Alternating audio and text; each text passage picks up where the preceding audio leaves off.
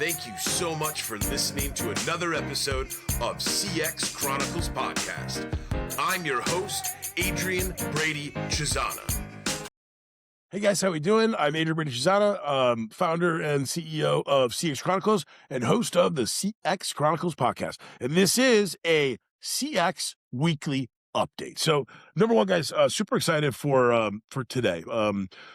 There's all of this talk and all of this debate and all of this conversation and yammering right now around a couple of different things. Number one, obviously, our good little buddy AI. And if you're not already playing with it, if you don't already have your short list of tools that you're becoming an expert at, get after it. You're going to get left behind. But really, we're talking about AI. We're talking about the pulse of work. We're thinking about how does that relay and impact customer experience, customer success, customer support. And as always, like we do on the show, trying to tie together what some of the different market views that are out there are seeing and feeling, and what are different companies, what do they care about? What are they investing in? So we have a couple really interesting reports today from some of our partners that I'm going to kind of base today's CX Weekly update off of.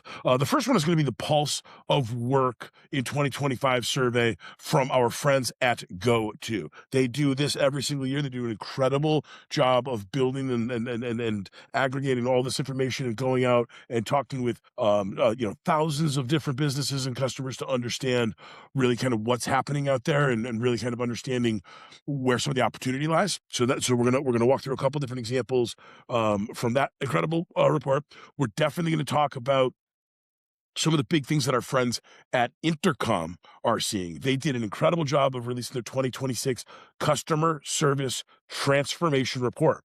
And I know that my good friend Declan Ivory over at Intercom was a huge part of putting this together. And guys, what they see in aggregate across all the customers that they work with that use Intercom, their insights are extremely valuable. Their insights are probably really clear examples or indicators of where the puck is to go. So I'm going to get into a couple different big points that our friends at Intercom are really kind of seeing and feeling. And again, they did an incredible job too, right? They went through and surveyed 2,400 global support pros across the world, leading SaaS, technology, fintech, e-com, gaming, gambling, to understand what they're thinking about AI, right? And to understand sort of what their big to-dos are. And then the last big report that we're going to draw some examples for today is Trident. I know it's crazy, like, Andrew, what the hell are you doing with Trident? Trident's massive, number one. And number two, they do incredible work chronicling and understanding and surveying the state of the workplace, right? So they've got some incredible insights and trends around how small and medium businesses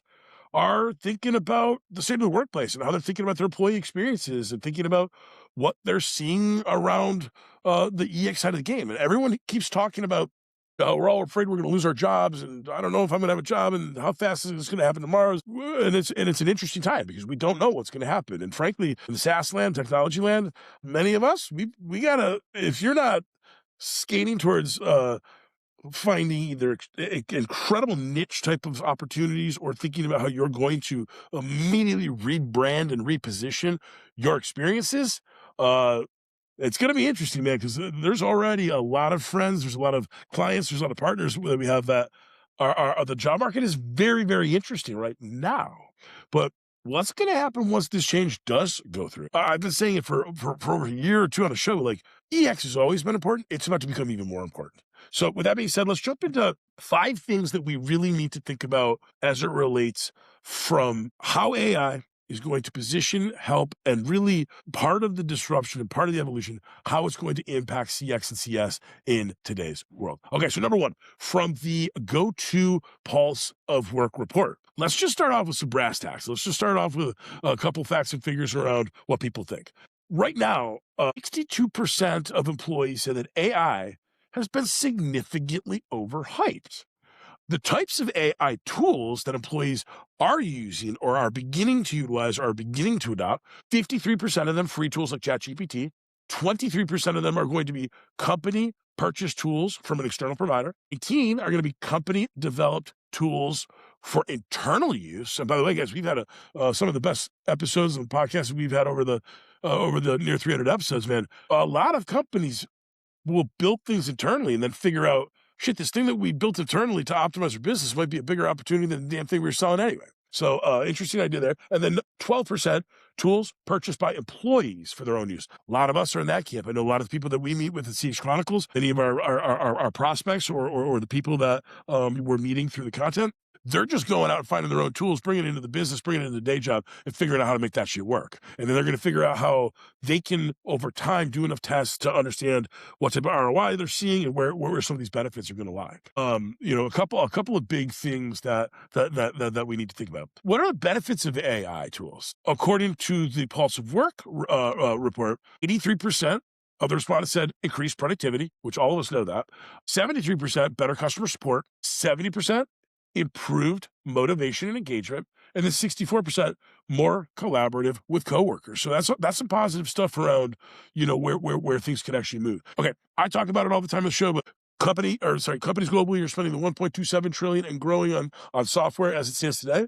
According to the Pulse of Work report, $2.9 trillion is the amount U.S. businesses could gain from unlocking AI's potential. Now, when I started CX Chronicles, 5.5 years ago, one of the big problems I thought I was going to sit there in the world was, U.S. companies at that time were collectively losing around 100 billion. Globally, the number was in the trillions.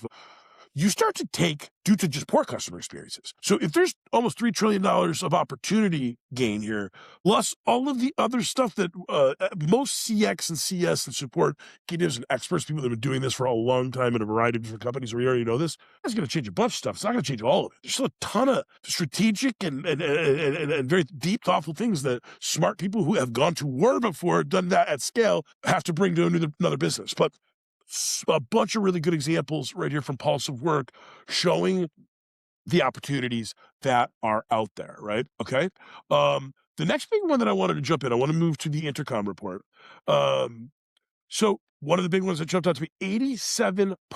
So according to senior leaders, directors, VPs, C-suite executives, 82% of organizations invested in AI in 2025. 57% are planning to invest in this year, 2026. This level of budget commitment suggests everything that we talk about on this show. And not only is AI coming, it's already been here, man. It's been here. Bill Wade, CFO at FICO. This was maybe 50, 60 episodes ago, and I'll put it in the show notes. But companies like FICO have been using AI, machine learning, and natural language processing technology for 50, 67 years. But that type of change and that type of immediate investment in finding the budget required in this period of time, that's fast, guys. It indicates some of the stuff that I know I talk about a lot on the show, and then I push my guests in terms of unpacking, but that's a really big thing to think about. Teams using AI are seeing early wins, speed, scale, cost savings. And over 3/4 of the Intercom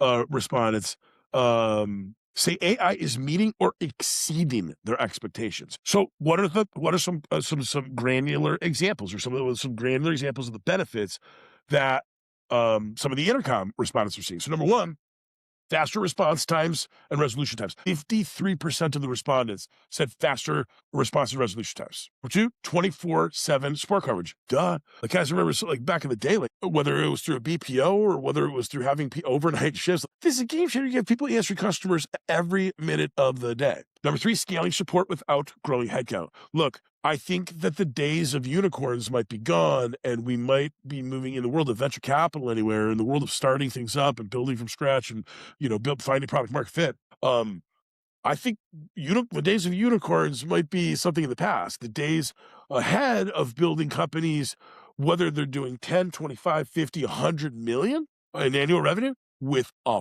fraction of the headcount, that's literally where things are going. So cost savings, obviously, number three, scaling. And then number four, cost savings, reduce cost to serve. So companies are going to organically be healthier early, right? If they're building appropriately and leveraging AI in the right way. And then number five, offering support in multiple languages. I remember years ago we had Vasco Pedro, the CEO of Unbabble, on the show. Awesome company, out of Lisboa.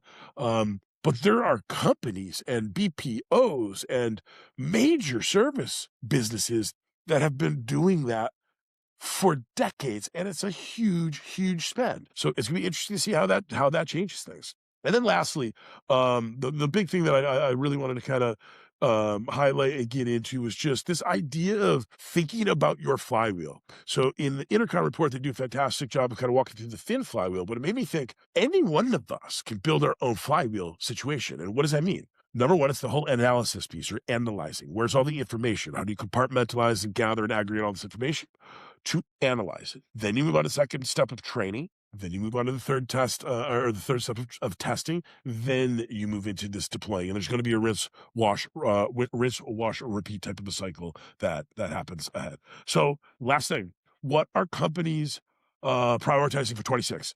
In this report, 38% of them AI agents to automatically answer customer queries.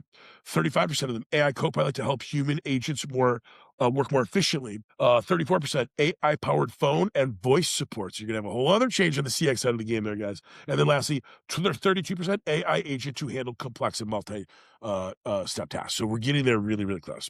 All right, and then in finishing, guys. So to wrap up, the last example I want to get to in the Trident state of the workplace.